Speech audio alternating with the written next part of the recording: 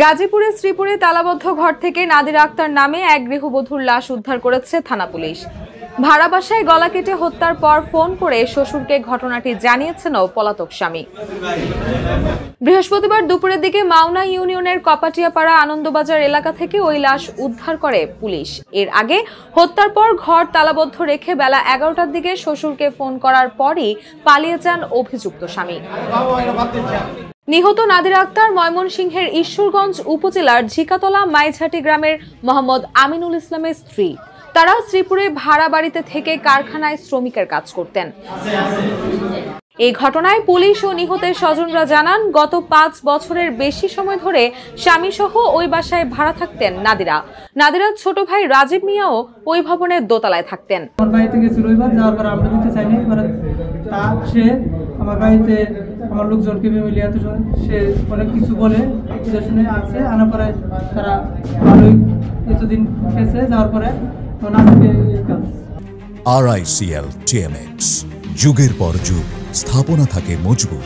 নাদিরার বাবা নজরুল ইসলাম সাংবাদিকদের বলেন, বেলা 11টার দিকে মেয়ের জামাই আমিনুল ইসলাম আমাকে ফোন করে বলে, আপনার মেয়েকে মেরে ফেলেছে, এখানে এসে লাশ নিয়ে যান। এই কথা বলে সংযোগ বিচ্ছিন্ন করে দেয়। এরপর আমি কল করলে ফোন বন্ধ পাওয়া যায়, পরে মেয়ের নম্বরে ফোন করলে তাও বন্ধ পাওয়া যায়। বাড়ির মালিক কামরুজ্জামান বলেন, খবর পেয়ে সঙ্গে সঙ্গেই থানা পুলিশকে অবহিত করা হয়। তাদের মধ্যে ঝগড়াঝাটি হতো, কিন্তু আমাদেরকে কিছুই বলতো না।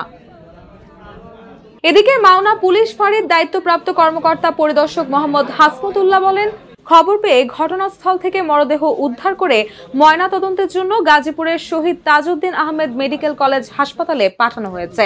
প্রাথমিক ধারণা, ধারালো দা দিয়ে কুপিয়ে হত্যা করা হয়েছে। এরই মধ্যে ঘটনাস্থল থেকে দা জব্দ করা হয়েছে। নিহতের স্বজনদের আবেদনের পরিপ্রেক্ষিতে ও ঊর্ধ্বতন কর্মকর্তাদের সঙ্গে কথা বলে আইনগত পদক্ষেপ নেওয়া হবে। এখানে আমরা লাশ উদ্ধার করছি, শ্রোতালে প্রত্যাহার করে আইনগত ব্যবস্থা করানোর জন্য মর্গে প্রেরণ করছি, ব্যবস্থা চলছে প্রক্রিয়াধীন। আর ওর স্বামী যে আমিনুল ইসলাম, সে পালিয়ে গেছে। এখনও তো আমরা এই প্রক্রিয়াধীন ঘটনার রহস্য উদ্ঘাটন করার তদন্ত ব্যবস্থা প্রক্রিয়াধীন আছে। আমরা তদন্ত কাজ করতে আসামিকে ধরা, যে ঘটনার সাথে জড়িত ব্যক্তিদেরকে আটকের। রুশাসুর, জয় জয় দিন।